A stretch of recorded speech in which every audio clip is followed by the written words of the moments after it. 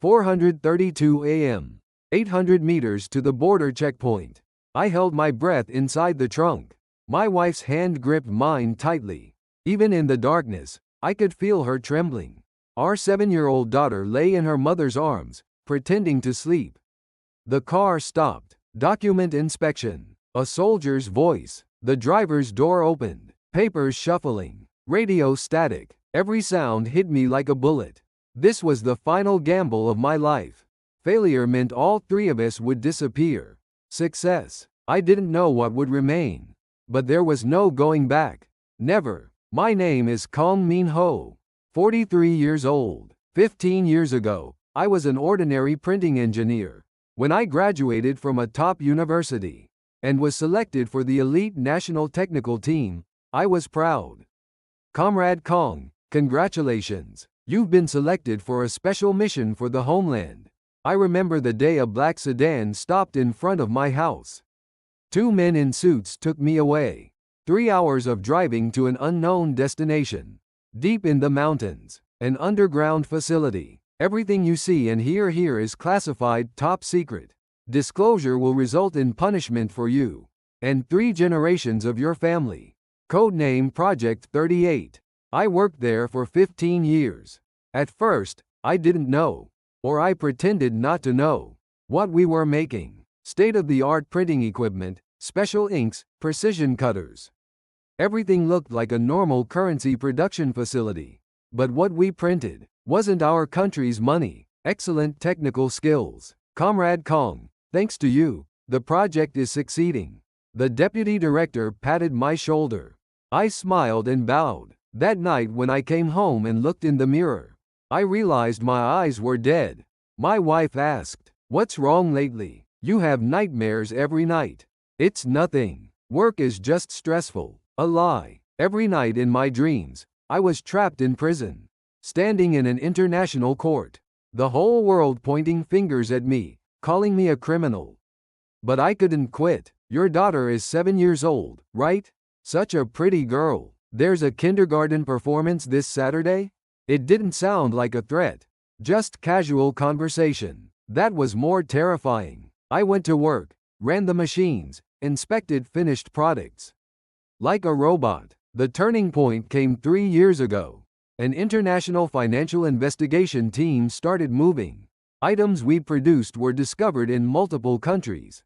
The tracking began. Project downsizing orders received. We're closing some facilities and reducing personnel. Reduction. We all knew what that word meant. Lee, who worked with me, disappeared first. Didn't show up Monday morning. His family too. His house was empty. Comrade Lee has gone to the countryside for health reasons. Nobody believed it, but nobody spoke it aloud. 2 months later, Director Park disappeared. Then Technician Kim. Every night I held my family close while sleeping, not knowing when our turn would come. Honey, we need to leave. The day I first told my wife, she didn't cry. She just held my hand and nodded. I know. I can see it in your eyes. When? The sooner the better. Within a month, escape preparations had to be meticulous. Not a single mistake was allowed. First, I found collaborators. An organization that made money smuggling across the border. For money, they moved people too. Family of 3 plus 20 kilos of items.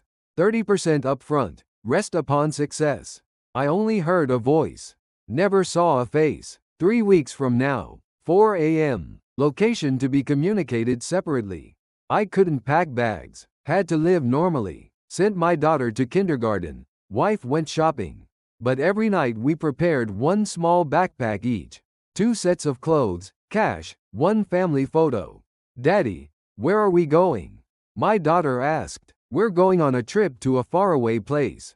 It'll be fun. Is mommy coming too? Of course. All 3 of us together. My daughter smiled. That smile tore my heart apart. D1. Last day at work. Taking 3 days off starting tomorrow. I submitted vacation request. Daughter's birthday trip, I said. Approved. Have a good time. The deputy director stamped it. His eyes looked strange, like he knew something. No, just my imagination. But that night, a strange car was parked in front of my house. A black sedan, the exact car that took me away 15 years ago.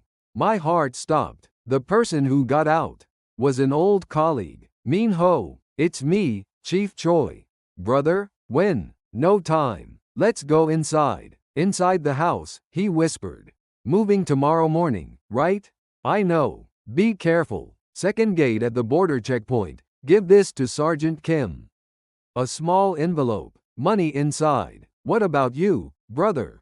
I'm old. No family. But you're different. You have a daughter. You must live. He hit my shoulder. Sorry I can't come with you. Brother, go. And never look back. Forget this country's business. Live your life. He opened the door and left. I watched his back, hunched shoulders, shuffling steps. That was the last time. 3:45 a.m. Departure. My wife carried our daughter. I wore 2 backpacks. Go carefully. Please contact us if you survive. The grandmother next door waved quietly. She knew too. At the promised location, a truck waited. Get in. The driver said nothing. We entered the trunk in the back. Complete darkness. Suffocating space. The truck started, bumping and shaking. Unpaved road. My daughter moaned. Daddy, shish. It's okay. We'll arrive soon. But it wasn't okay. 1 hour passed. 2 hours. The air in the trunk was running out. My wife started gasping. Honey, can't breathe. Just a bit longer, please. My daughter started crying. Mommy, I'm scared. Then the truck stopped. The lid opened. Cold air poured in. Get out, quickly. We stumbled out. No strength in our legs. Walk from here to those lights. 200 meters. The checkpoint. Car waits there. If you pass, signal. Another car waits on the other side. The driver lit a cigarette. We started walking. In the darkness, the checkpoint lights grew closer. 2 soldiers stood there. Halt. Identification. My hands trembled. I pulled out my ID. The soldier shined his flashlight. My face, wife's face, daughter's face. Purpose? Visiting relatives. At this hour, my mother is critically ill. Rushing there. The soldier picked up his radio. My heart felt like it would explode. Wait a moment. He went inside. 30 seconds. 1 minute. 2 minutes. My wife's hand crushed mine. The soldier came out. Someone came with him. Sergeant rank. Kong Min Ho? I remembered the envelope Chief Choi gave me. Yes. Are you Sergeant Kim? I carefully pulled out the envelope. Come to the office for a moment. We followed him in. A small room. Sergeant Kim opened the envelope. Put the money in a drawer without counting. Family trip? Yes. Have fun. He stamped. A pass certificate. Go. We passed the checkpoint. Walked 200 more meters. A car waited on the other side. The door opened. Get in. We got in. The car started. We crossed the border. My daughter asked, Daddy, are we safe now?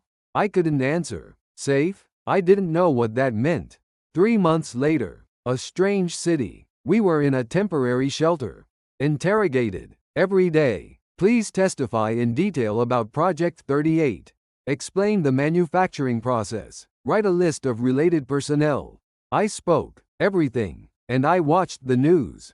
Project 38 related mass purge. Estimated minimum 120 executions. Chief Choi's name was there. Lee 2. Director Park 2. My wife hugged me. It's not your fault. Even if you hadn't spoken, I knew. But my heart was torn apart. Every night they appeared in my dreams.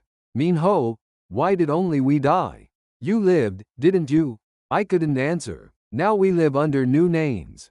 New country, new home, new work. My daughter goes to school. Made friends. Daddy, I won an award at school today. When I see that smile, everything seems okay. But when night comes, I know. Freedom wasn't free. Someone paid the price. I survived, but I don't know if I'm truly alive. Every morning I look in the mirror. Put on a strange name tag. This is my life. The weight of choice. The price of survival. Today I breathe. And I remember. I won't forget. Never.